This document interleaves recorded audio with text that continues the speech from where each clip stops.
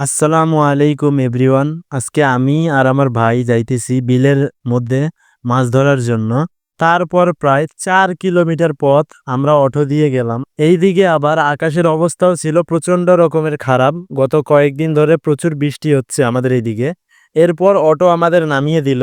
আমাদের এখন half kilometre পথ পায়ে হেঁটে যেতে হবে, কারণ এইদিকে অটো আসতে পারে না।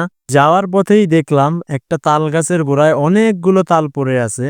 অনেক দূর পথ আসার পরে আমি আর আমার ভাই চলে আসলাম সেই বিলটায় যেটাতে আমরা মাছ ধরবো।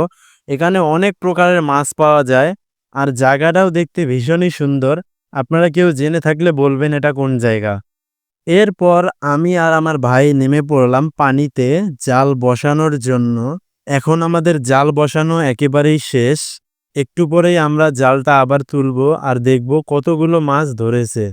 আর কেউ যদি জানেন এটাকে কি জাল বলে তাহলে কমেন্টে বলে যাবেন। ফাইনালি জালটা উঠিয়ে আনলাম, দেখেন কতগুলো মাছ ধরেছে জালের মধ্যে। এবং আমার ভাই অপর একটি জালের মাছ খুঁজতেছিল। আমি, আমার ভাই এবং আমার বাবা মিলে আজকে এই মাছগুলো পেলাম। তো এখন আমাদের মাছ ধরা শেষ। এখন এই যে আমার ভাই আছে, এখন আমরা সবাই মিলে বাসায় যাব।